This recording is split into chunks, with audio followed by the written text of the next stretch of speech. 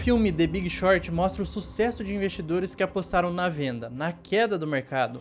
O Michael Burry, por exemplo, lucrou 100 milhões de dólares com essa estratégia. E antes disso, o que era mais falado era: Eric, quem vende não lucra. Porque a estratégia disseminada e a que ficou mais famosa era a estratégia do Warren Buffett. A estratégia que o tornou bilionário, o investidor que mais ganhou dinheiro no mercado financeiro. Mas depois de Michael Burry, você já não podia mais falar que quem vende não lucra. Porque é assim: lucra muito. Mas eu não diria que todos que vendem lucram. Eu diria que depende de quem vai vender. O Michael Burry pode. Os investidores iniciantes ou intermediários nem tanto. O valor do Bitcoin chegou a disparar em mais de 76 milhões% desde a sua criação. Ele tem tecnologia, uma comunidade forte e empresas investindo nele. E o seu criador misterioso pode ser uma das 10 pessoas mais ricas do mundo. Isso tudo mesmo com a taxa de juros recorde no mundo inteiro, mesmo com o desemprego aumentando e mesmo assim a moeda só voava para cima como um foguete rumo ao infinito. Até o dia que o foguete caiu. Em 24 horas, essas criptomoedas perderam o equivalente a R$1 trilhão. Nos últimos 12 meses, a gente está com a queda aí de 73,18%. E agora? Será que é o fim do Bitcoin? Será que é o fim das criptomoedas? Hoje, nesse canal, nós vamos contar uma história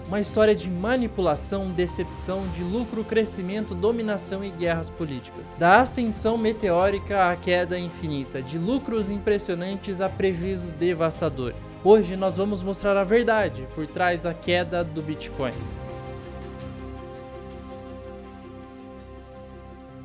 Então vamos voltar um pouco no tempo. O ano é 1978 e em apenas 45 anos a China teve uma transformação milagrosa, saindo apenas de uma economia agrícola para uma das maiores potências do mundo. Então, com um crescimento tão rápido, a China hoje é considerada economia milagrosa, da qual o resto do mundo depende para o seu crescimento, inclusive o Brasil. Só que o problema é que agora a China está desacelerando. Mas assim como um bom truque de mágica, uma hora ou outra o segredo é revelado. Recentemente, o presidente Joe Biden disse que a economia da China é uma bomba relógio. Ela é uma bomba porque quando pessoas más têm problemas, elas fazem de tudo, até mesmo coisas ruins.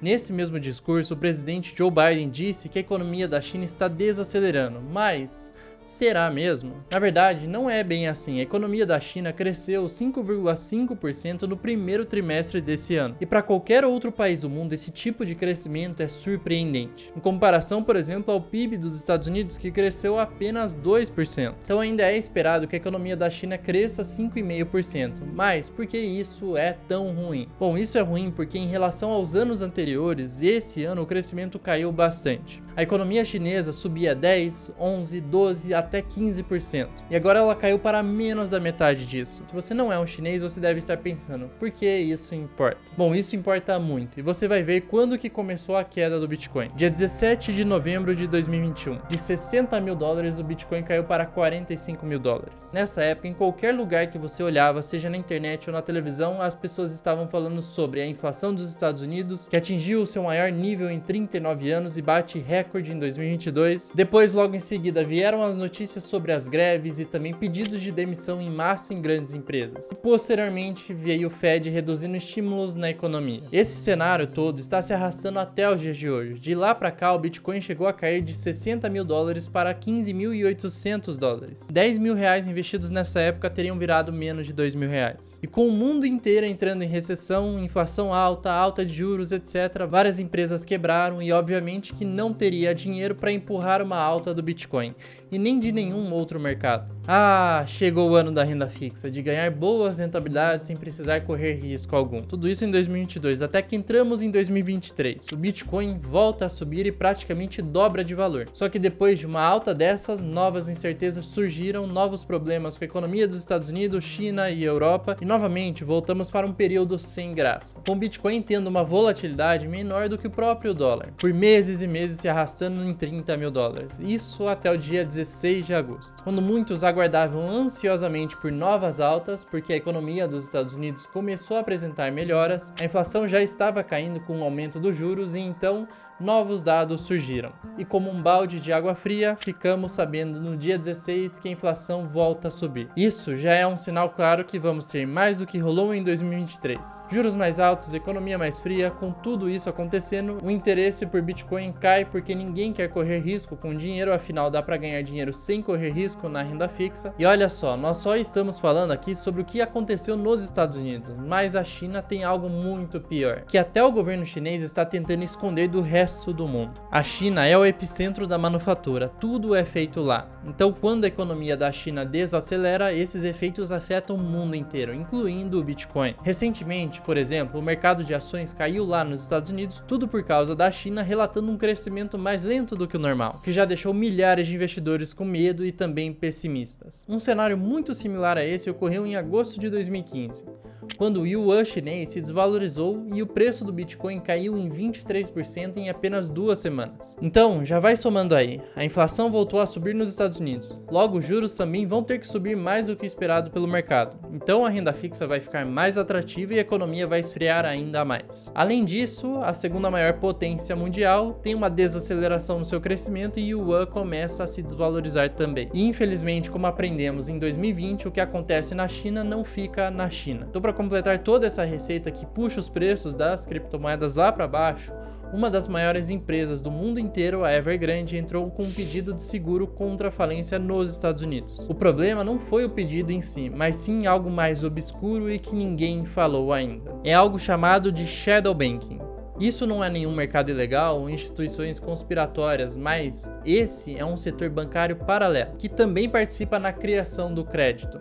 No geral, esse mercado envolve uma série de intermediários não regulamentados que incluem bancos de investimento, fundos e mecanismos de empréstimos descentralizados. E na prática mesmo, as instituições que negociam no shadow banking estão procurando principalmente locais onde eles possam escapar das regras dos sistemas bancários tradicionais. É como se fosse uma forma menos burocrática de conseguir dinheiro emprestado. E obviamente que isso traz mais riscos para a economia. Para você ter ideia do tamanho desse mercado, ele é avaliado em mais de 3 trilhões de dólares, isso só na China. Só que esse mercado está correndo um grande risco nesse momento, e tudo começa com o setor imobiliário. Voltando para a crise de 2008, subprime. Muitos economistas apontam que um dos principais gatilhos dessa crise foram os shadow banks, porque eles operam com um alto grau de alavancagem, e quando o sistema colapsou pelo aumento da inadimplência, muitas dessas instituições despencaram, levando boa parte da economia mundial. E na China agora, em 2023, semana passada, o inevitável aconteceu, e a Evergrande entrou em colapso. Agora isso é gigantesco, e se você está acompanhando essa história, a Evergrande é uma das maiores incorporadoras imobiliárias da China, com mais de 1.300 projetos em 280 cidades diferentes, mas em 2021 eles atrasaram os pagamentos de seus títulos aos seus investidores, criando uma grande inadimplência com as suas dívidas. E essa dívida ficou tão fora do controle que eles chegaram a dever mais do que qualquer outra incorporadora no mundo, cerca de 300 bilhões de dólares. Eles deviam praticamente quase o PIB do Brasil. Esse dinheiro dos empréstimos pertence a empresas tradicionais, mas também boa parte estão ligadas ao shadow bankings. Percebe que nesse momento a China pode ter uma grande crise imobiliária, assim como foi em 2008 lá nos Estados Unidos. E tudo isso aconteceu porque a empresa ficou tão grande e estava tão conectada em outras incorporadoras que também dependiam deles para obter recursos e empréstimos, que eles foram pegando mais e mais dinheiro, e essa estratégia funcionou muito bem até 2019, porque como você viu com o crescimento da China, um dos caminhos que era mais seguro e rentável de ficar rico no país era com imóveis. Então muitas pessoas começaram a comprar casas e imóveis e esse mercado cresceu rapidamente, assim como a Evergrande. Porém, com a desaceleração econômica, muitas pessoas pararam de comprar. As demissões aumentaram e a primeira coisa que as pessoas fazem em uma situação dessas é cortar gastos. Gastos como financiamento, a compra de imóveis, compra de menos coisas que não são essenciais, etc.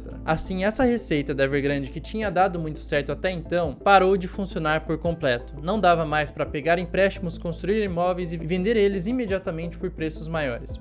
porque as pessoas não querem mais comprar imóveis. E com isso, em pouco tempo, a Evergrande entrou em um colapso. Isso causou um efeito dominó, porque quase metade dos fundos que financiam o setor imobiliário da China já faliram. Então isso não afeta apenas uma empresa, vão afetar fundos, bancos, pessoas e outras empresas que estão todas interligadas a esse sistema imobiliário. E a dívida de 300 bilhões de dólares é muito grande. Para você entender o tamanho disso, é como se representasse 30% de todo o dinheiro que está dentro do mercado cripto. Ou também pode representar 2% do PIB da China. Em outras palavras, 2% de toda a renda anual que a China possui. Essa situação da empresa já está se arrastando por um tempo, mas agora a Evergrande entrou com um pedido de proteção contra a falência nos Estados Unidos. E esse pedido é uma forma de proteger a empresa e os seus ativos. E como a Evergrande é uma empresa internacional que deve dinheiro em todo o mundo, eles querem ter certeza de que não serão processados por todo o mundo, e especialmente pelos Estados Unidos. Mas por que será que tudo isso é importante? Bom, depois de tudo isso que eu apresentei, se você ainda não entendeu o quão importante isso é, calma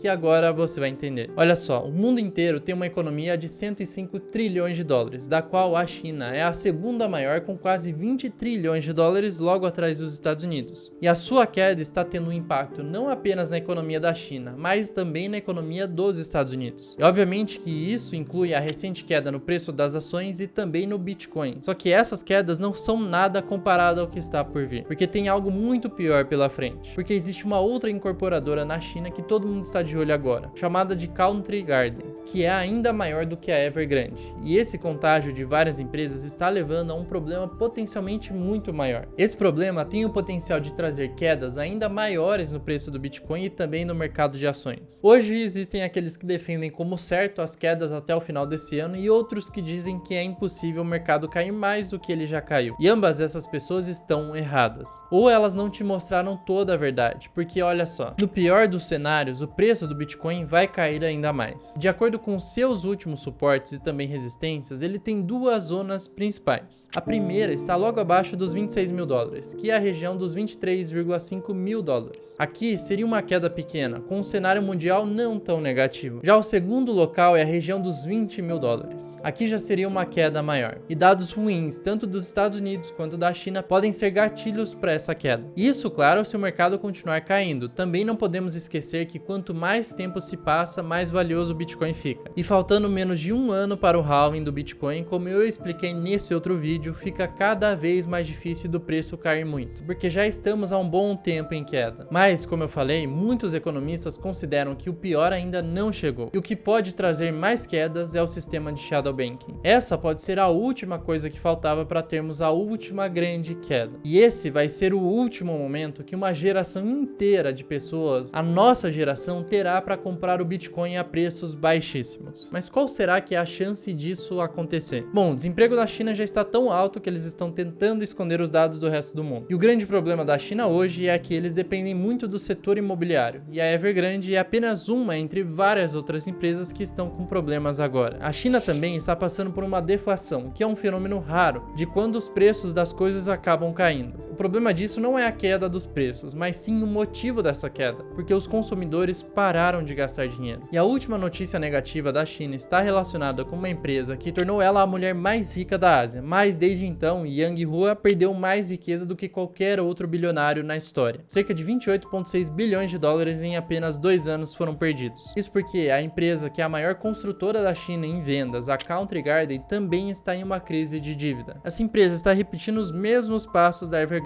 e com grande risco de inadimplência. Como essa teoricamente era a maior incorporadora imobiliária da China, muitas pessoas financiaram imóveis com ela, e ela ficou responsável por entregar mais de 700 mil imóveis na China. Isso desde 2021, mas até agora eles entregaram apenas metade disso. Nos últimos 30 dias, as ações dessa empresa caíram quase 40%, e desde o início desse ano caiu mais de 72%. E hoje suas ações valem menos de 50 centavos. O grande problema de uma empresa dessas quebrar não é de apenas os funcionários serem demitidos ou dos donos perderem tudo, mas é porque a Country Garden tem aproximadamente 4 vezes mais projetos em desenvolvimento do que a própria Evergrande. E se eles entrarem em colapso, muita gente vai perder dinheiro no território chinês, e além disso, como essa é uma empresa internacional, os Estados Unidos também serão afetados por isso. Logo, o Bitcoin vai sofrer um efeito dominó. Então, empresas do setor imobiliário, setor bancário, setor de crédito, vai ocorrer um efeito efeito cascata. E as primeiras empresas que vão ser afetadas por isso são BlackRock, Fidelity International, JP Morgan e algumas outras. O que é assustador, porque se você não sabe, essas são empresas que impactam na vida de milhões de pessoas, inclusive na nossa. Porque a BlackRock, por exemplo, é praticamente dona das maiores empresas do seu dia a dia. E todas essas empresas possuem dinheiro nos títulos dessa Country Garden. Então, se ela não pagar todas essas empresas, um caos vai ocorrer na economia. E por isso o Bitcoin caiu. Essa é a melhor explicação para a queda do Bitcoin hoje que ninguém falou. Mas e agora? O que fazer? Será que é hora de comprar, esperando a alta histórica que pode começar no ano que vem? Ou será que é o momento de esperar até que as coisas melhorem? Ou uma terceira opção, quem sabe vender agora para comprar mais Bitcoins quando ele cair mais barato? A verdade mesmo é que as pessoas que pensam dessas três formas estão completamente erradas. Olha só, se o nosso objetivo for ter o maior patrimônio possível, existem três principais fatores que influenciam isso. O primeiro fator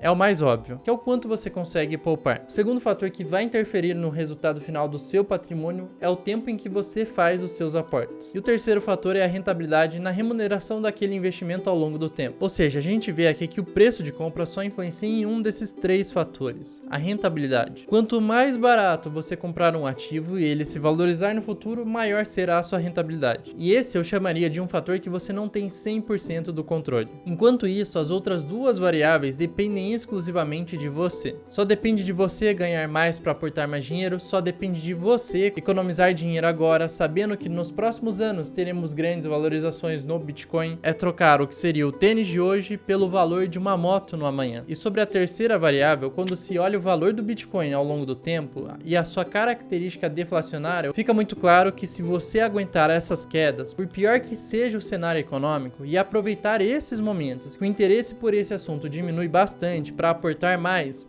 no futuro o seu dinheiro com certeza vai se valorizar. Fica muito claro, quando a gente olha ao longo do tempo, mesmo as pessoas que compraram no pico histórico da última alta depois do halving, se elas não venderam essas moedas e seguram até hoje, elas já estão no lucro. Então, enquanto comprar na mais baixa para vender na mais alta não depende só de você, porque às vezes nós temos movimentos rápidos no mercado em que o Bitcoin se desvaloriza 10% e você, por exemplo, estava assistindo a um filme nesse momento, estava trabalhando ou com a sua família e não viu que o ativo se desvalorizou. E é por esse mesmo motivo que a estratégia de vender agora esperando mais quedas também não vai funcionar. O cenário econômico parece ruim, mas se os Estados Unidos decidem voltar a imprimir dinheiro e cortar os juros, o que é que vai acontecer? Bom, o mercado vai voltar a subir e se você vendeu esperando a queda, vai acabar perdendo a alta. Se você sempre ficar esperando o melhor momento de entrada, você nunca vai entrar no mercado e vai perder várias e várias oportunidades. E no caso do Bitcoin, acaba sendo estatístico. Ele mais se valoriza do que cai. Por mais que o Bitcoin já tenha caído várias vezes, mais de 80%, ele também já se valorizou mais de 78 milhões por cento. Isso desde a sua criação. Então é quase que um jogo desleal. Apostar na queda é colocar a estatística contra você. O Michael Burry é uma exceção e o capital que ele está usando agora para aportar na queda representa menos de 5% do portfólio dele. Então o que eu faria nesse momento é aproveitar as oportunidades que o mercado está nos dando, e sim, é possível que o Bitcoin chegue aos 20 mil dólares, e por que não comprar em 26 mil e também em 20 mil dólares. Nós estamos chegando na reta final.